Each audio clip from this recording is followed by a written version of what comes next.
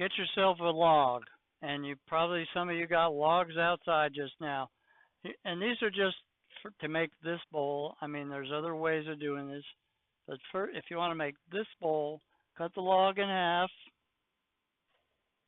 and bandsaw it somewhat round. I did these steps at home already. Somewhat round. Here's another bowl blank out of cherry. Somewhat round. And then I will get a Forstner bit. If I'm going to make a natural edge bowl, which I'm going to do tonight, I don't like the bit in the bark. So I get a Forstner bit, I put it on a drill press, and I drill a hole. I find the center somehow. I drill a hole down through the bark, because this is going away.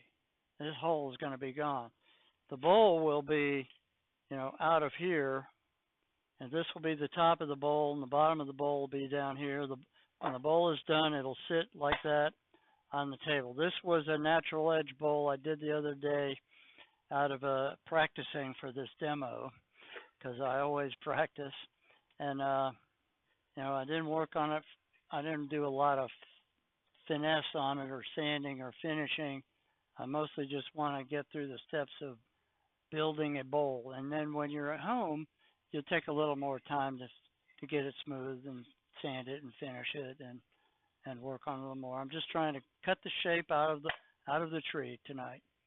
So I did these first two steps at home. I did this third step at home so that we didn't have to take time here making this round.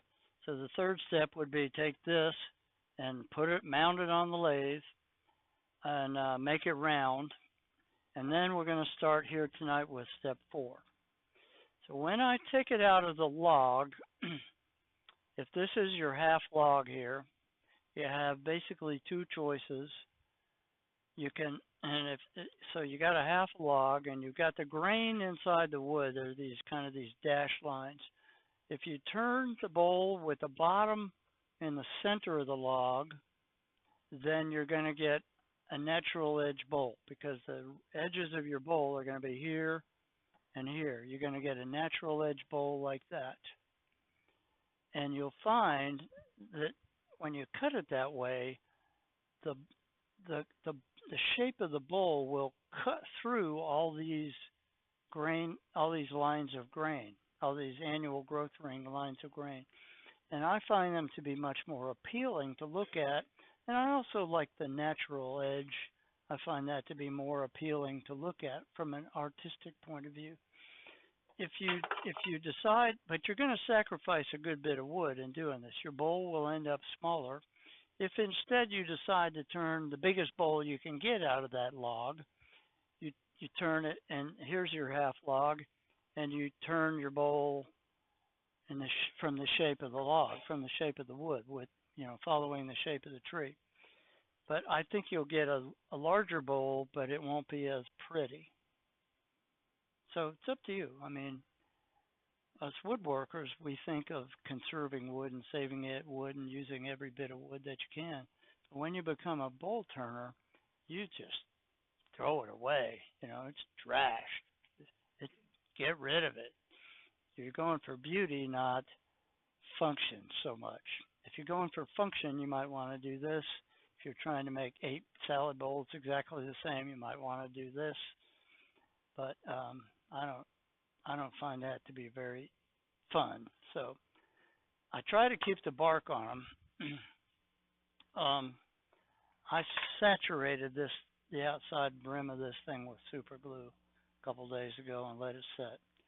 Super glue can help you try to keep the bark on. As you can see, I super glued the heck out of this one too, and I lost most of the bark. So I expect the bark's likely going to come off of this. What I have here is this was the tree, right? The center of the tree was right about here, so this is from the side of the tree, and the tree was growing this way. The tree was here, and the center of the tree was about here. So I've got the outside edge of the tree. So this here is end grain. There's end grain here, side grain here, end grain here, and side grain here. So we're going to be turning side grain, end grain, which is a little harder than just turning end grain. It's dry. It's been on the ground a long time. This is dry.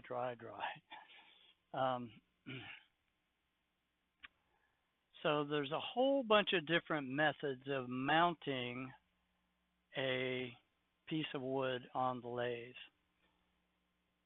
This is how I will start bowls. This is just between centers, drive center, tail center. I just find the middle and I turn it between centers. But you can also use screw chucks.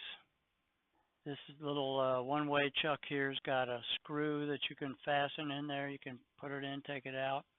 These things work good. I've used them a lot of times. You drill a pilot hole, thread this on. It works good. It'll hold a pretty good sized piece of wood. So that's called a screw chuck. I've used glue blocks, not for this. I mean, you have to have something flat when you use a glue block, but I'll glue this to something that I want to turn. I glue it on. And I bought these big nuts at Granger a few years ago. I bought a whole box full of them. They were $5 a piece. And they fit on my lathe. It's 1.25 inch, number 8 threads. And I took these nuts and I got some pieces of maple. I drilled a hole in them. I epoxied the nut in there. I put a little pilot hole thing here so I can ratchet and loosen it and tighten it if I need to.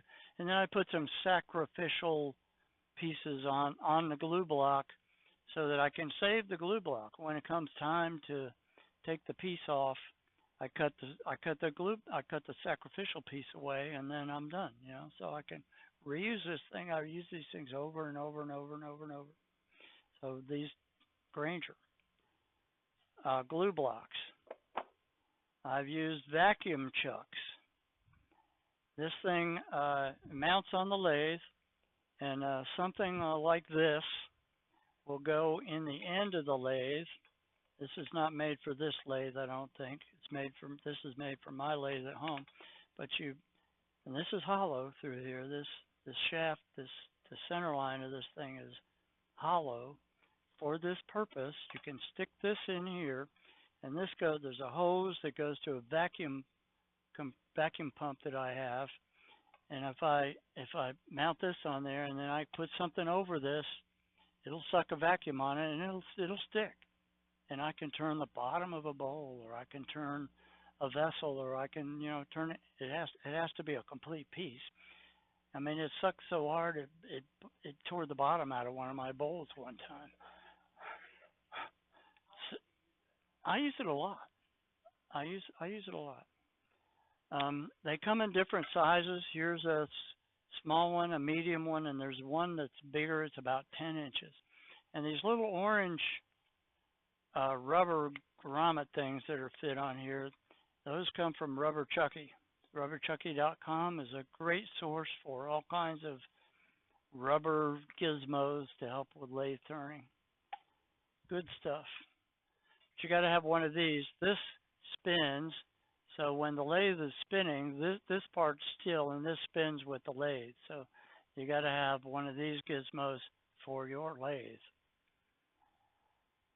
There's also these scroll chucks, and we're going to use this in a little while. Scroll chucks you can use a tenon. So between centers, scroll chuck, and you can do either a mortise or a tenon and use a scroll chuck. The scroll chuck can expand inside of a tenon or expand inside of a mortise or compress a tenon. So screw chuck, vacuum chuck, faceplate. Another option is a faceplate. You know, you just drill holes in it and fasten this on, and this threads onto the lathe, and off you go. A glue block and a jam chuck, which hopefully we're going to have time to demonstrate that at the end of the meeting. Ralph?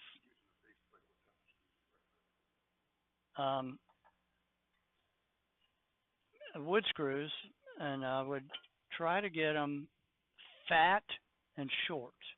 You don't want them, that much is enough. But fat screws is better than skinny screws. Because if you ever want it, if you take this off, unscrew it, and try to screw it back on, you're screwed, so to speak. Because it won't work. I mean, if you take it off and put it back on, it won't be round anymore. It doesn't make sense, but that's the way it is, I promise. So those, there's all kinds of different options for mounting wood on the lathe.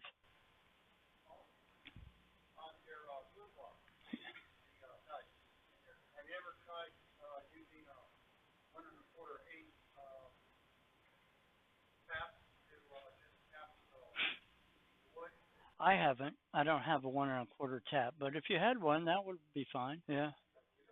You can make your own. Yeah. If you've got a tap, you can make your own threads and thread it on. Yeah. I hadn't thought of that.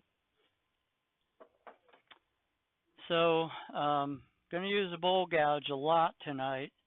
I happen to own a total of 3 bowl gouges. I brought them all. And we can discuss the pros and cons of each one and which one I like and don't like and like more than others, etc. It's different cuts that I like to make with a bowl gouge. This is by no means a comprehensive list. The push cut is my favorite cut. It's a bevel supported cut. The shear cut's a bevel supported cut. And I confess I'm not real good at that. I'm going to demonstrate it, but I need some practice. And there's 2 scraping cuts. It's just a scraping cut and a shear scraping cut. And we'll show you all 4 of these different cuts you can make with a bowl gouge tonight. For the push cut, if this is the bowl gouge here, the nose of the bowl gouge, the push cut is done with this tip right up here, or on one side or the other, with not the point, but near the point, just off the center. And the scraping cuts and the shear scraping cuts are done with more on the wing. So we'll try to demonstrate all of those different cuts for you tonight. So I'm going to start. So the first order of business is cut a tenon on this block of wood. So we're down to step 4. We're going to cut a tenon. Face shield. I can't run the lathe without the face shield. It's just become such an ingrained habit. I just always, if I turn the lathe on, where's my face shield? 1114. So I have learned to turn, when I say bevel riding cut, this is the bevel, this shiny part that's ground down. You know what the bevel is. So first thing you want to do for this push cut is touch the bevel on the wood. And then you can see as I rotate it ever so slightly, I'm just rotating it this way right now. This edge is going to engage in the wood. Right there. And now I'm in the wood. So I push it, I push the tool. Simple as that. It's very controlled cut, very easy to learn.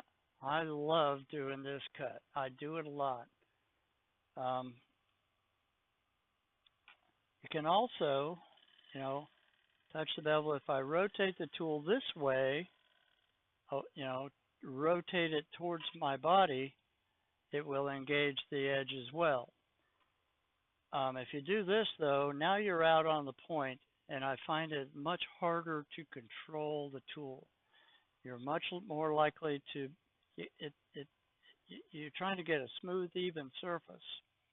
And if you're doing it this way, it's harder to get the surface to be smooth and even.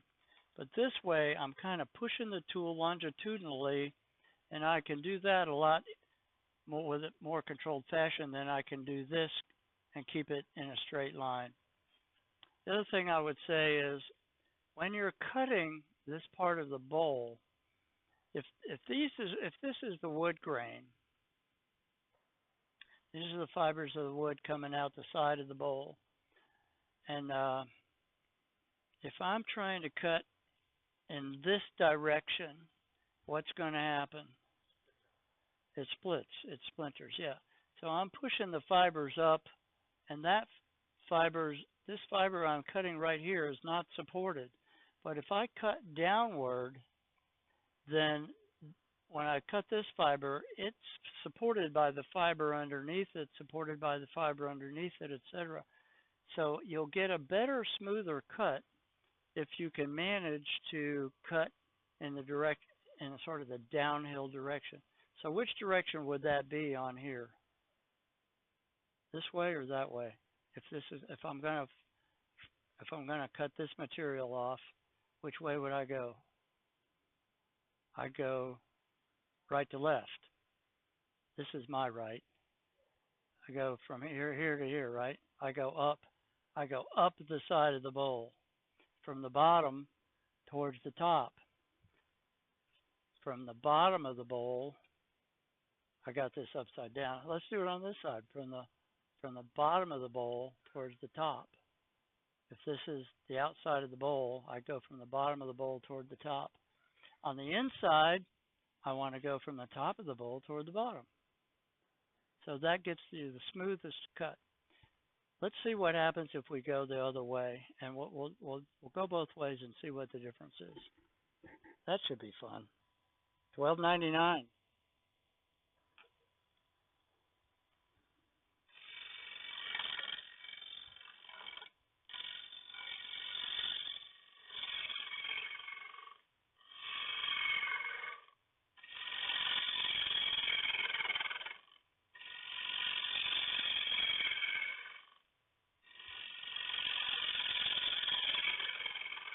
First order of business, like I said, is form the tenon.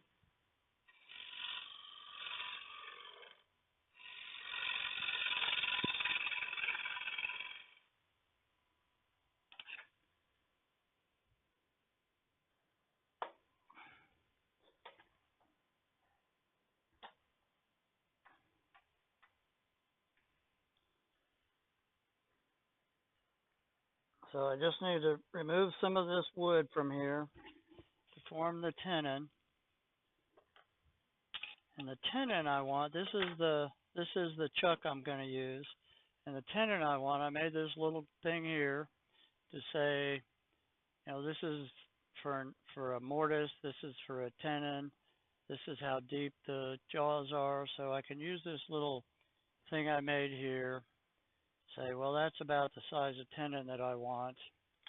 Unfortunately, I made that out of clear plastic, which was, in hindsight, not the very smartest thing to do, but it is what it is at this point. I haven't made another one. And I'm going to mark the tenon on here. I can stick the near point in. I don't want to stick this point in because that's going to flip the calipers upside down towards me, and I don't want to catch that. But I can look and see that this point is going to hit that same circle. So that's the size of the tenon that I want, right there. All there is to it.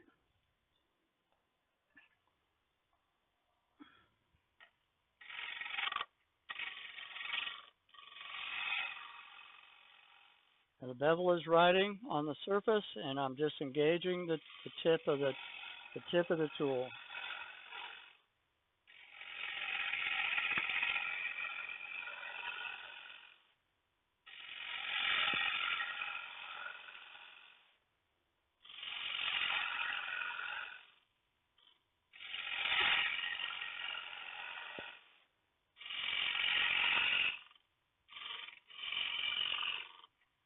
So that's about the size I think I want. Tenon height, maximum, yep, we're right in there. And I need to get skinny it down a little bit more and then get a tenon shape on it. Chuck is a Vic mark. It's got a tenon-shaped holding jaws on it. Too fast. Boy, this thing is touchy.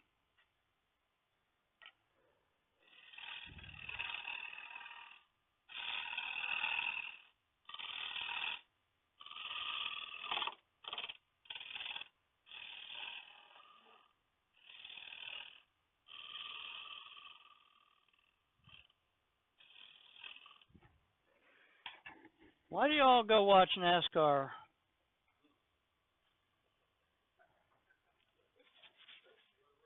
To see the wrecks, right? Is that why you came here tonight? So I got a skew in my hand. I like to use it to cut this tenon, cut this dovetail on this thing.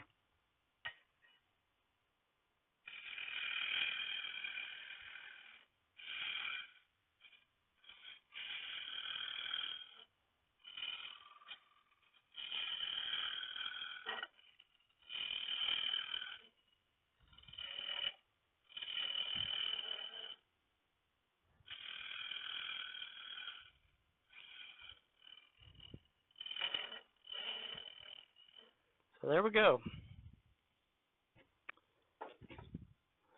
And now it's the next step. So we form the tenon,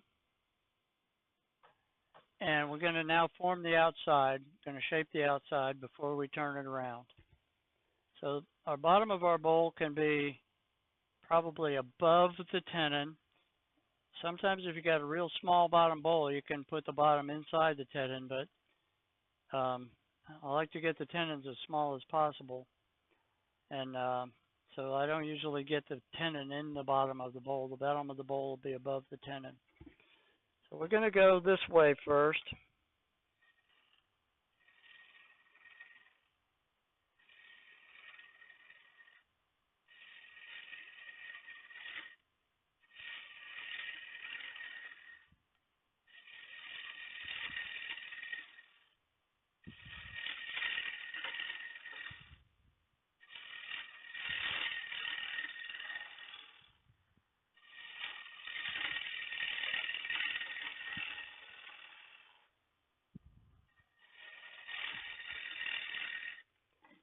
Okay, the handle of the bowl gouge is on my hip, and my hands aren't moving. My hands and arms aren't moving. All I'm doing is this. I'm just moving my legs. That gives me a lot of control over the direction that this bowl gouge is going. Gives me a lot of control over shaping the bowl.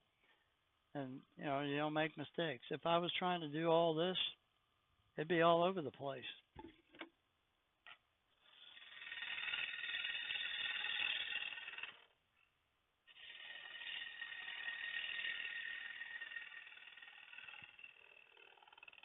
Let's take a look at that surface. It's a little chewed up in the end grain areas, and there's some parasites. They may still be in here, I don't know. There's some parasites been in this wood. I hope it'll hold together. I think it will. There's a little bit of chewed up here. Not too bad. I think if I scrape it some, it'll smooth out a good bit. Let me try cutting it from the other direction and see if we get a different result.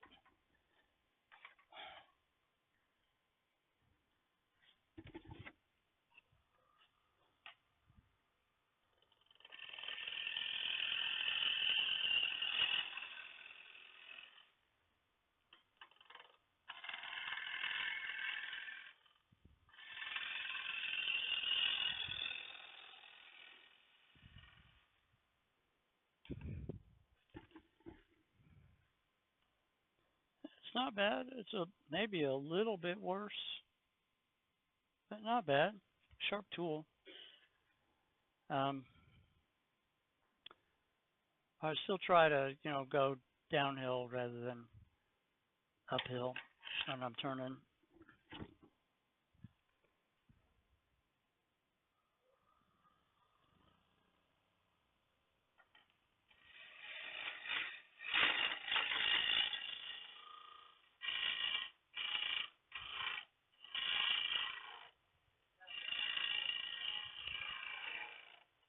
Okay, just a minute, Jim.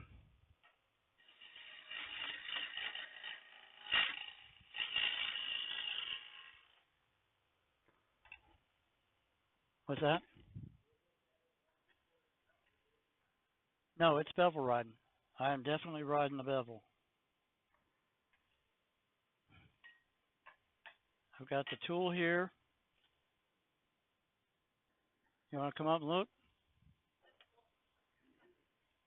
See that this is the bevel. Yeah. Okay. Bevel's on there.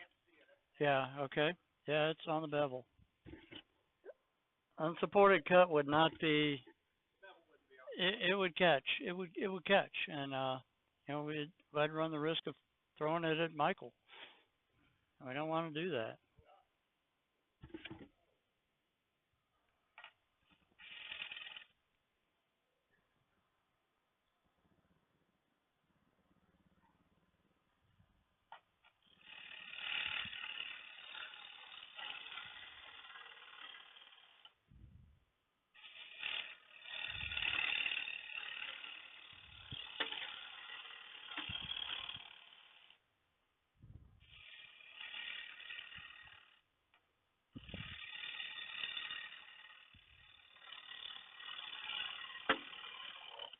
So I'm looking up here. I'm not looking at the tool. I can feel the tool, but I'm looking up here to see if I've got a nice smooth shape.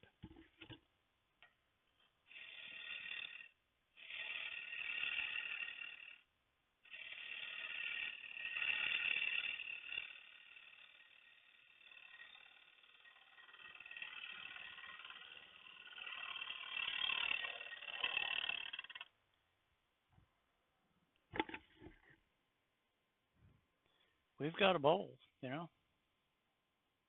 It's not much to it. Doesn't take very long. Fun, easy.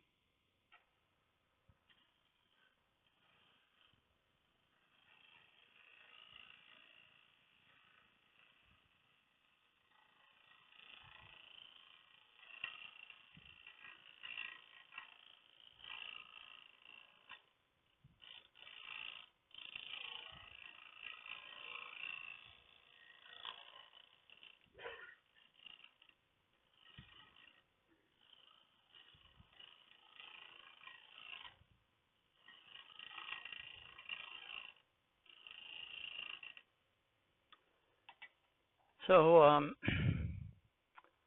what a really good wood turner will do now is, I watched Ellsworth do this. He was very proficient at it. Is this shear cut, and you're going to cut with this wing right here, say. So lower the tool handle. You notice when I was doing the push cut, tool handle's about level. With the shear cut, you're going to lower the tool handle and put the bevel on it and try to cut with this edge. You're just kind of slicing the wood, you're not cutting into the wood. You're trying to shave it off, kind of sideways with a slanted action. And I'll try to show you. I confess I'm not real good at it. I need some practice. I watched Ellsworth do it. He was amazing doing this. And I ain't Ellsworth, obviously.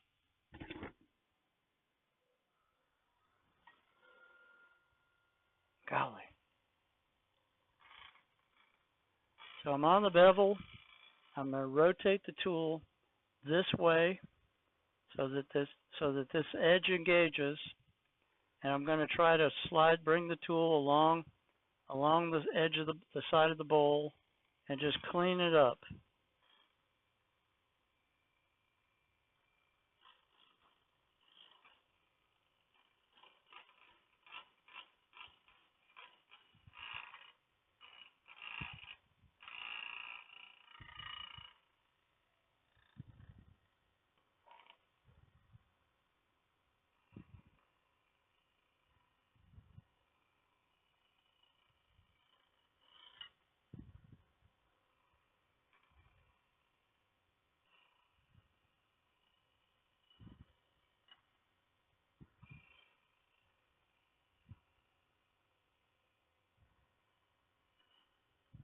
You got to get pretty close to it with the tool rest. But you can see it's making a pretty nice surface there. If I was really good at it, it would also be smooth and even and level, and I'm not really good at it. I don't think anyway. But anyway, this is the shear cut. It's a bevel supported cut. It's a cut, not a scrape. I'm cutting, not scraping. I'm not scraping.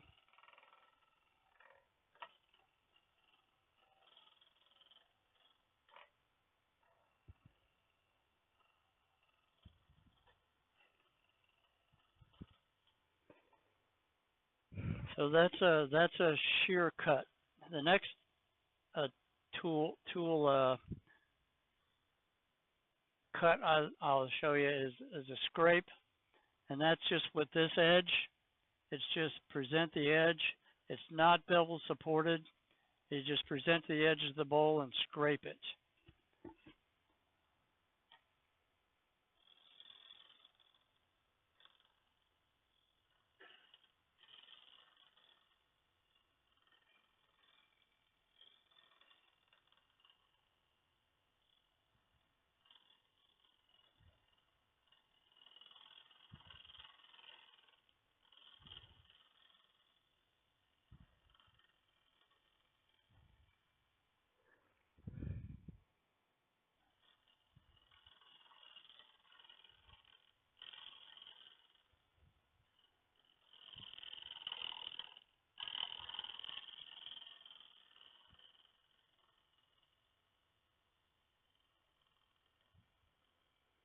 And the shear scrape is basically the same thing as the shear cut, except you're going to scrape it.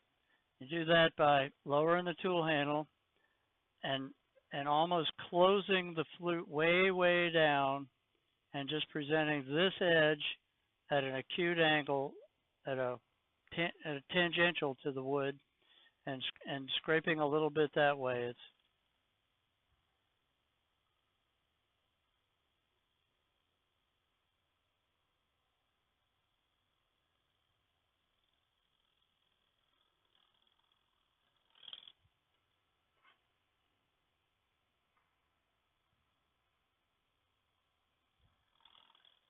tiny little shavings coming off.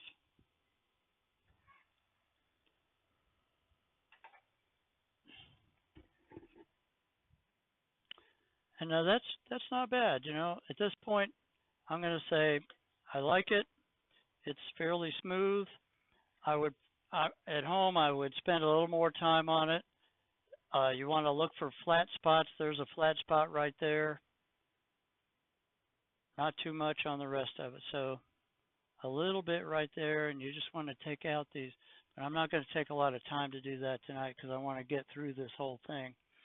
So, you know, this is the basic steps. You work on it a little more at home, and you can, you know, use a straight edge like this, and you can feel the flat spots where it rocks. You'll know where the flat spot is, and you just refine that edge. Scraping is an easy cut to make. This is, and at this point, I would, after I get it exactly the way I want, I would sand it down. I like this little flared thing on the bottom. I just kind of, that appeals to me, so I usually do that. And we can turn it around. We good so far? We're going to turn it around. We're going to mount it in a scroll chuck. We took it off. We can't put it back on, so we can't come back and do the outside anymore once we take it off. You got to finish the outside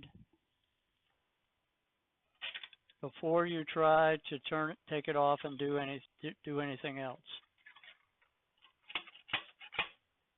Is this okay? There we go.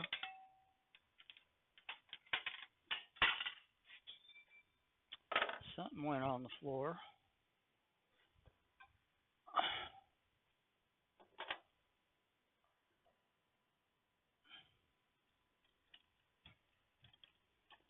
I am not going to be using the tailstock anymore.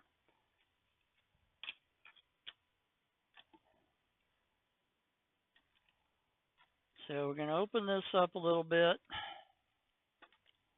Fit that in there. At home, I would move this whole thing down to the end so that I can stand down here and not have to reach over. But that's good. That would take some time. We'd have to move cameras, and it'd take several minutes to get that changed over. So I opted to just, I'm going to turn it here.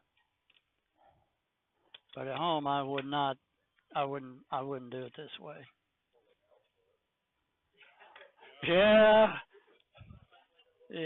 my hips, I don't think so, Don. David Ellsworth straddled the lathe and sat on it at the symposium.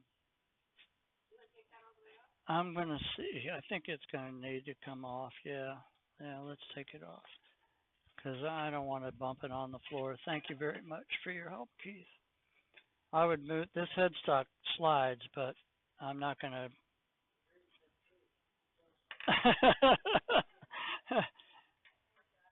I don't even need the thing, you know.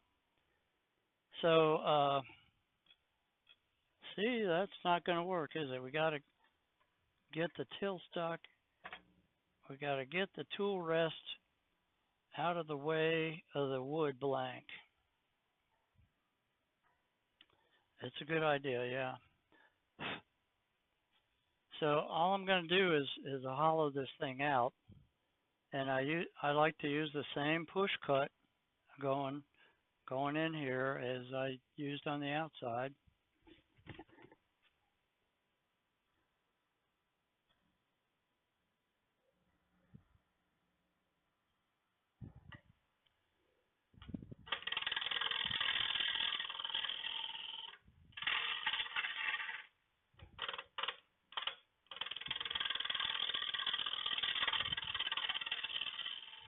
Again, it's a bevel supported cut.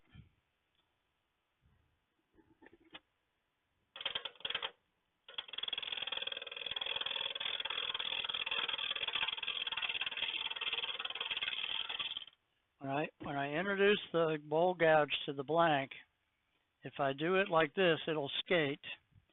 So you want to try to get this pointed straight into the wood.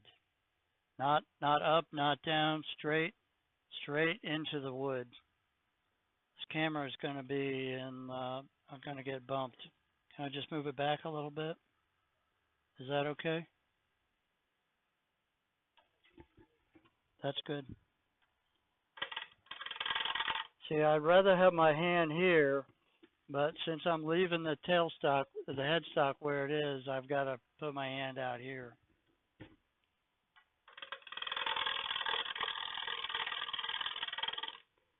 Once I get the gouge engaged on a supported edge inside the bowl, then I can rotate it and cut. So that's kind of the way it works. Supported, rotate, cut, pull across.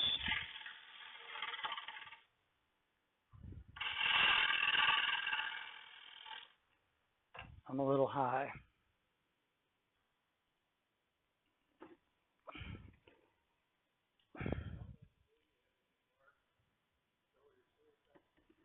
I haven't noticed it, but I don't know. It's a good question. I haven't really noticed it. The tools do dull, and this is a 5/8 inch pole gouge. It's the biggest one. It's the only big one I have. I've got 2 1/2-inch ones, and I'm probably going to switch to one of those shortly. I did set up the sharpening system over there, but we'll see. I may have to stop and sharpen. I can tell it's getting a little dull.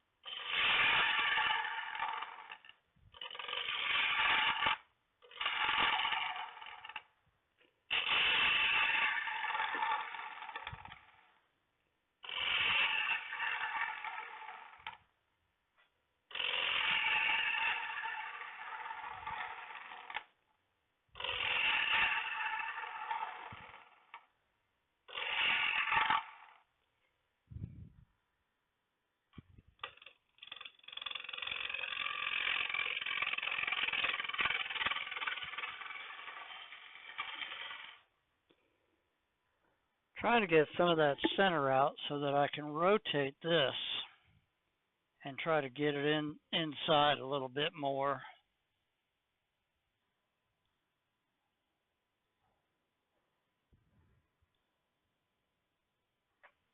Try to get it just inside a little bit more so that I'm not reaching so far over. I'm reaching that far over.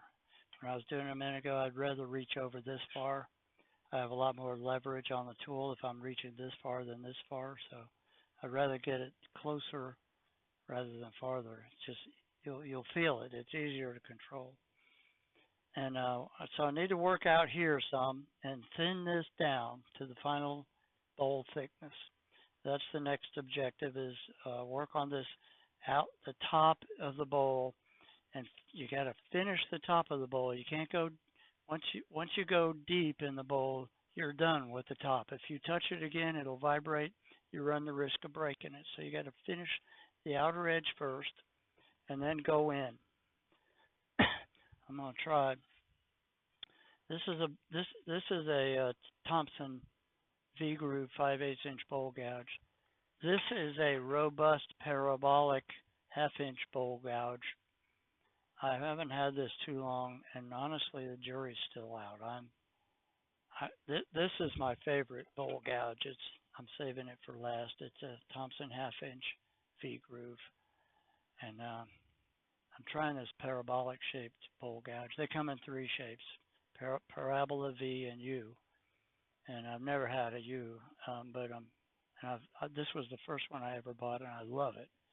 Maybe it's just because I got used to it over the years, but I love it. This is my favorite right here, and I'm trying to learn to like this one.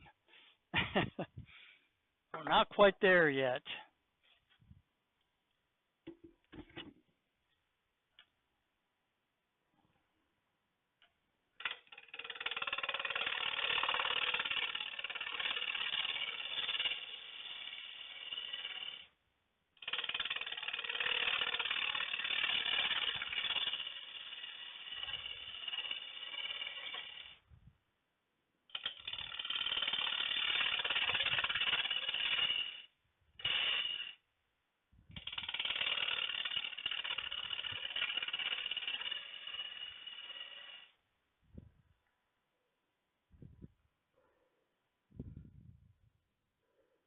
So that's about 3/8 thick. I'm going to go a little thinner.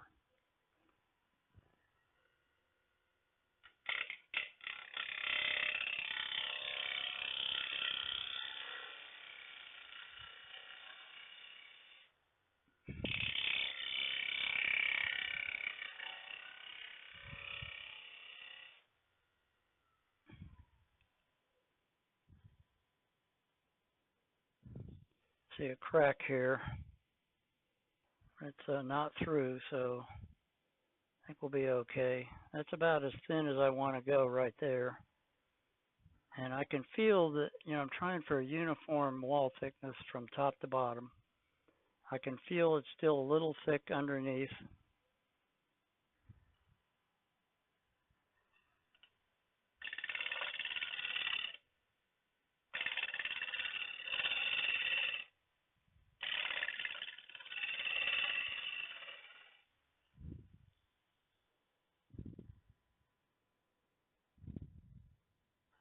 That's pretty good.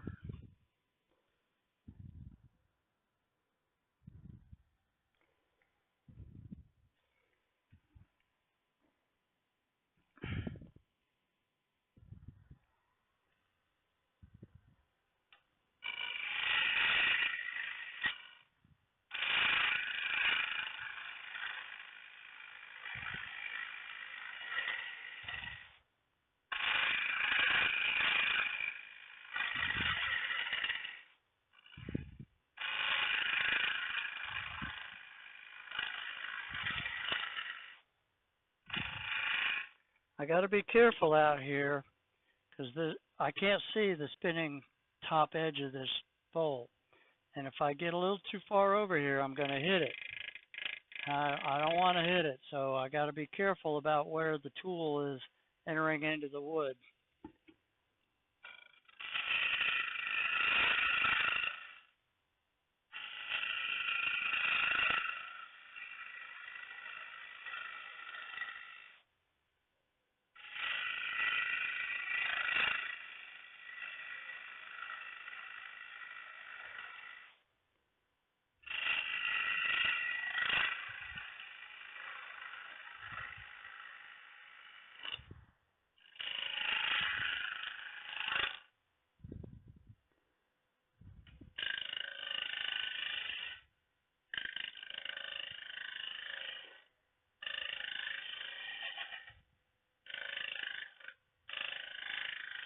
Hear that little that noise?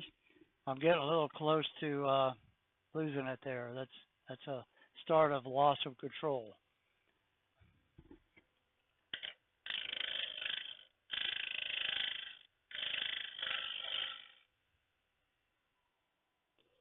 So it's a lot of start and stop to get the wall thickness to where you want it. I'm going to scrape a little inside. You got to be careful doing this too.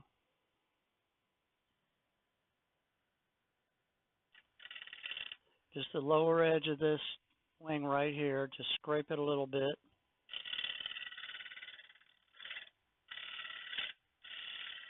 Try to eliminate a small high spot that I could feel.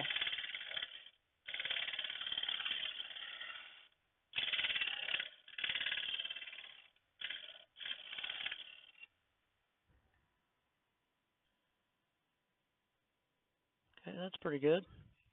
And we can go to the next step. So, I would declare success on this top inch or so, and we're done with that. Don't go back.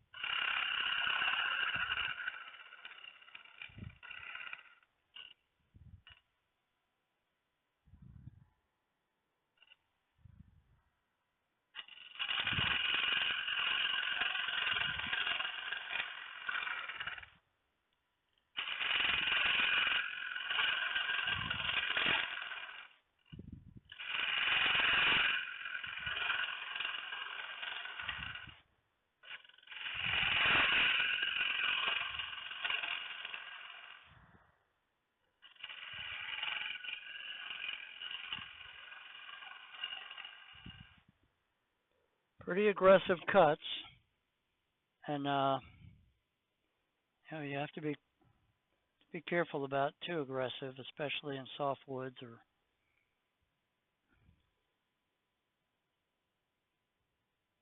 And now we're down. We're fully inside.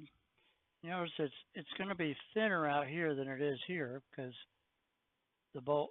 And that's the way it's going to be. I mean, that's just the physics of the geometry of what you're turning here.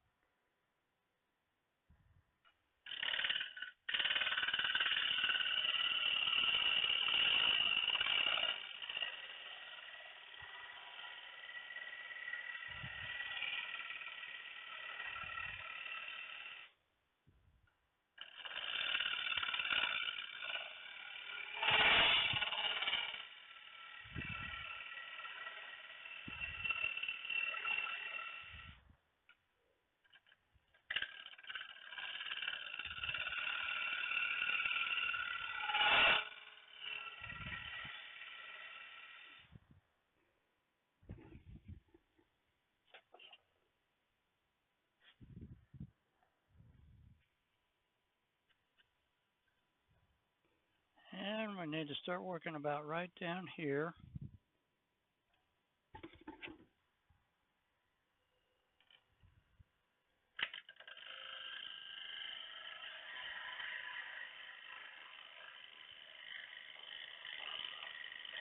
Again, presenting the tool like this, and then rotating it open and bringing it across.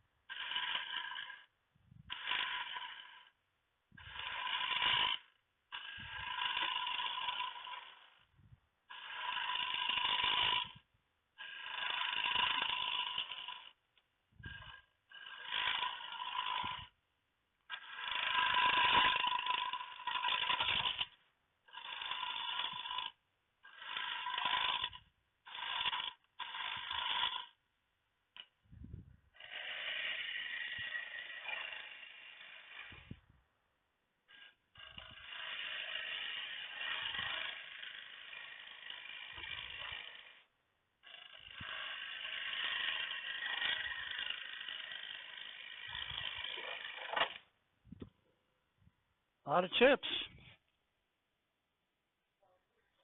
Huh? Okay, so I've got about 30 minutes then. I think I'll finish this by then. Thank you, Tracy. I'm probably not going to spend a lot of time refining it.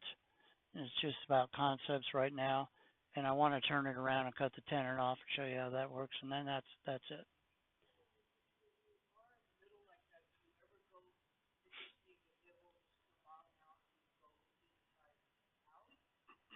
I don't. I always go outside in. I mean, I guess you could, but I never do. I don't. Um, I love this push cut. I mean, it's so fast. It removes a lot of material. It's fast. It's well controlled. I feel like I'm on top of it all the time. So, last thing I want to do is lose control of the gouge and get a catch or break the bowl or something. So, yes, yeah, I made this handle as part of the handle making demo. It's maple. It's completely unsatisfactory. And I'm gonna make another one. I just haven't got it done yet. But yeah, I have a piece of cocoa bolo at home. The weight, and this thing is so darn long. I it feels like it's vibrating, and I just don't like it. I haven't quite put my finger on what it is I don't like about it, but I just don't like it. And maybe it's because it's so long. It feels lightweight. It doesn't feel like it's got as good an edge as this steel does. This is Doug Thompson's steel. I mean, he's real proud of it and its hardness and yada yada yada. And I drank the Kool-Aid and I bought the chisels, and I really like them. And I never used another one until I got this recently, and now I really like these even more. So, and I'm not advertising here. I mean, uh, I'm just saying what I like, and this is a robust half-inch parabolic gouge, and I just need to work with it a little more and try to get it to suit me. So I got to start right about here. Got to cut some wood out.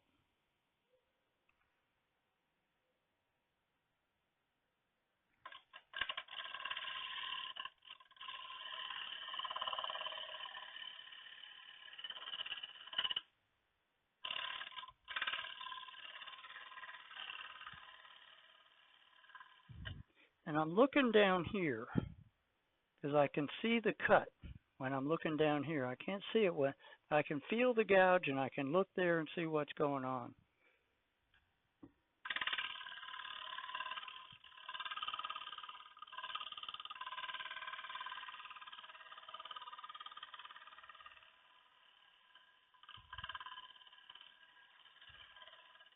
Just take a very light cut, try to get a good surface. Yeah, see, that works. I probably work on it some more because it's not even smooth. It's not even thickness right now. It's a little thicker down here, but I want to get through the whole thing. It takes me a little longer than an hour and a half to make up a bowl, especially when I'm talking so much. But so I'm going to get through the whole thing. I may not finish the inside.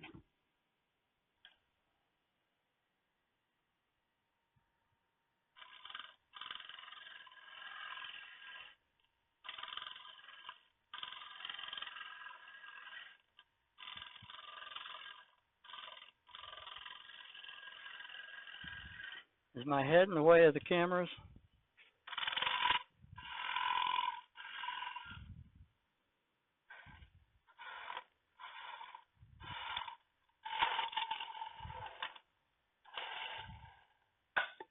There we go.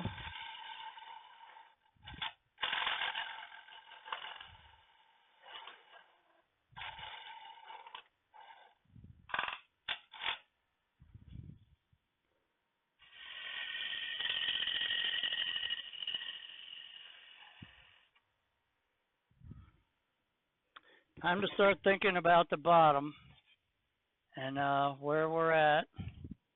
And I don't make this complicated. I just kind of stick this in there, pick a point. Yeah, it's about right there. Yeah, we're down to about right here. Got another ½ inch to go. So it's time to start forming the bottom and getting this side done.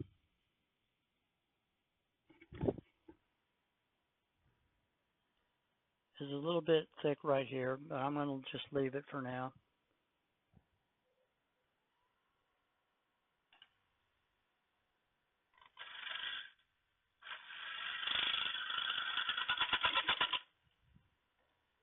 I'm going to get that in there, inside there a little more now that I got some more maneuvering room.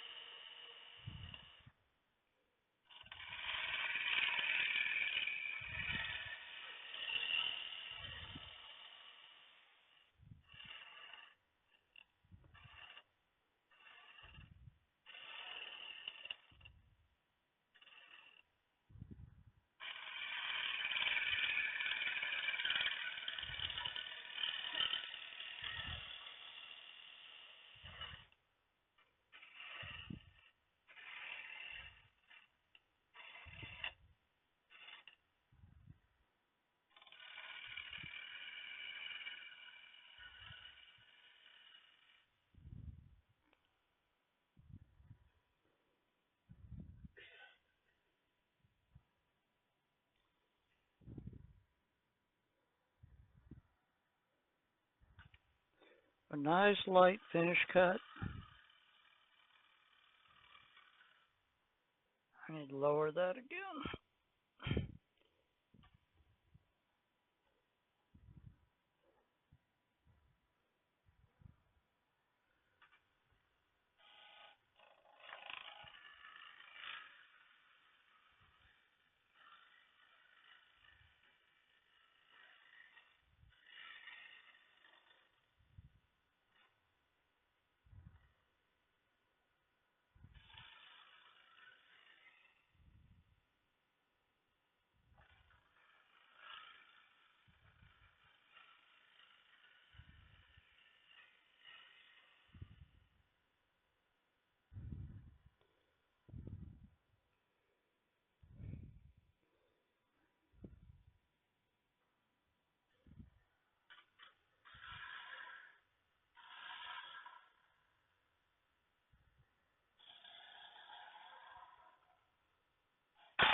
Oh,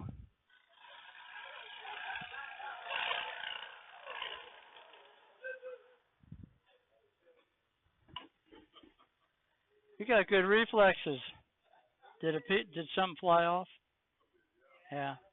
Ah, yeah. Some of the bark came apart.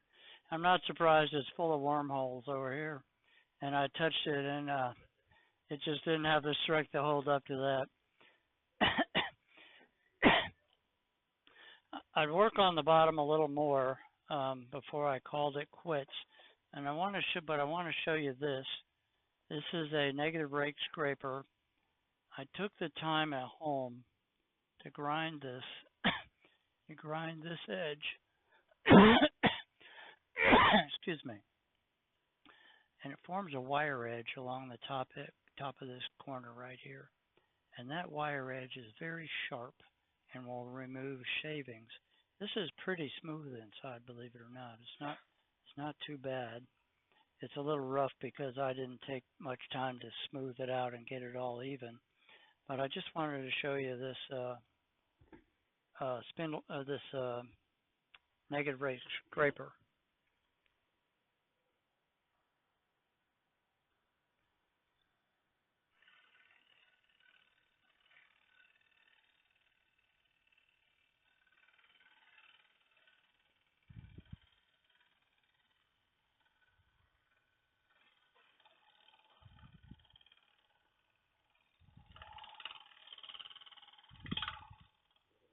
See those little feathers of wood coming off? That leaves a very smooth surface.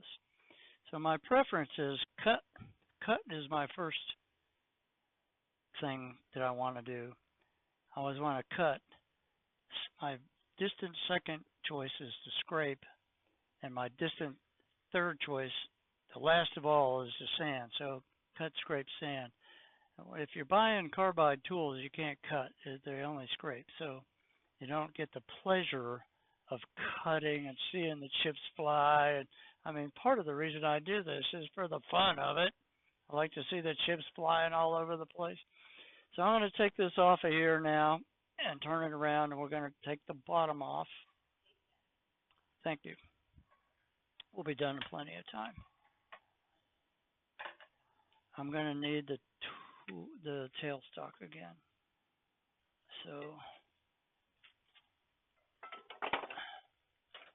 we're going to jam chuck it, yeah.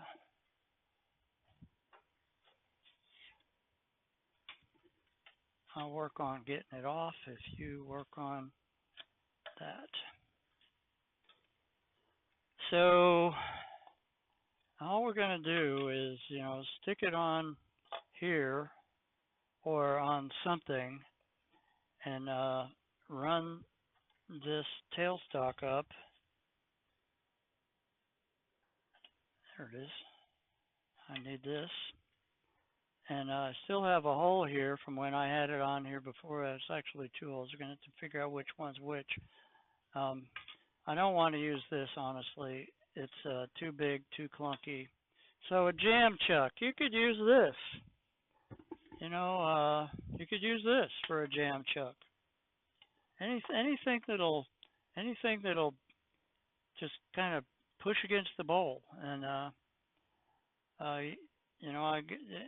you can use just about anything. I've used this to go deep inside of a vessel before. That I had a vessel about this hit the vessel bottom. I put the vessel over it. This is on the vessel bottom, and I can work on the bottom of the vessel. This is one I used once. These are others for smaller pieces. You can use this thing to go inside. Something like that. You just whatever. I kind of like the idea of this right here. It seemed to fit pretty good. I do, yeah, I do. And then, I'm going to put some. I take some paper towels, and after I've spent all that effort sanding and finishing and getting it exactly the right size and all that, I don't want to mar the bottom, so I protect it with some paper towels. I bring this up here, and guess that hole right there.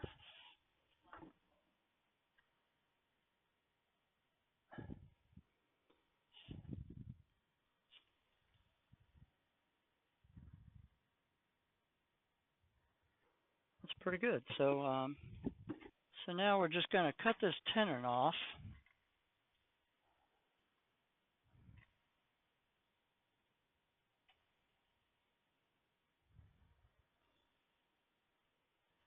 Just a little closer.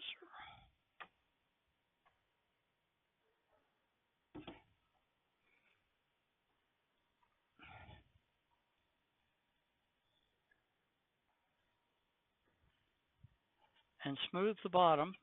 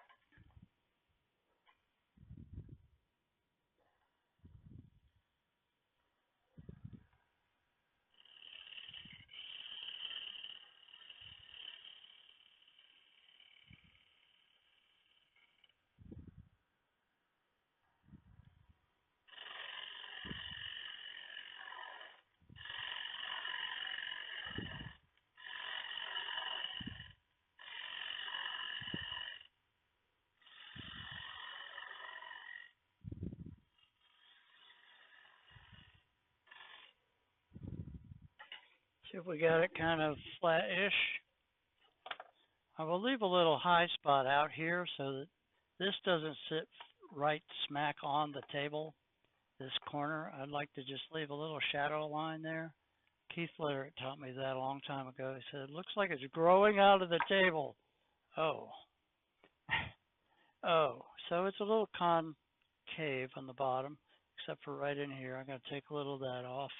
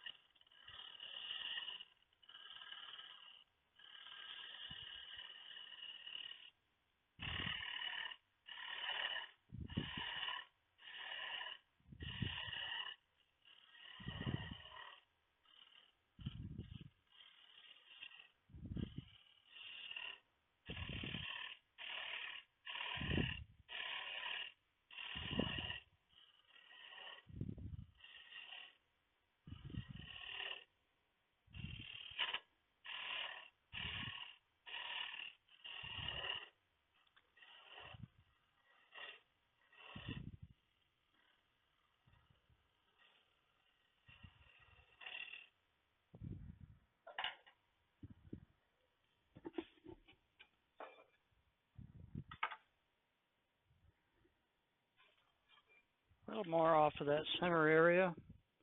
Hope I don't turn it into a funnel.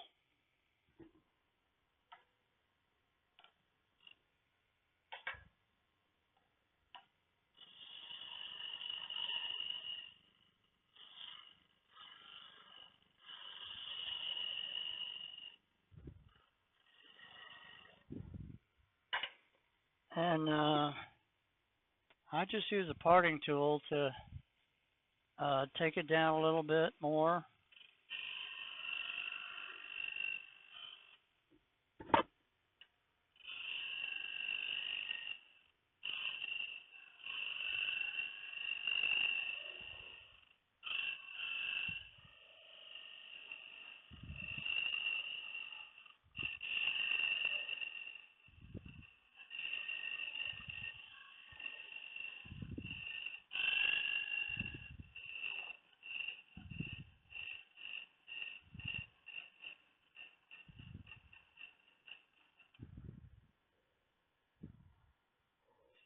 And I can break that, or preferably cut it.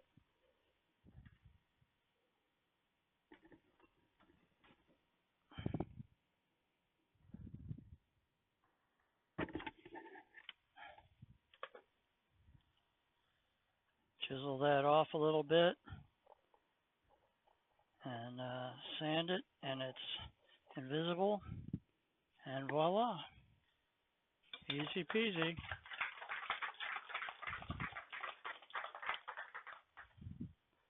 I'm just trying to outline the steps and the how-tos of the, and this is just how I do it. There's by no means the only way. There's multiple, many different ways of doing it. And you too can do this. So.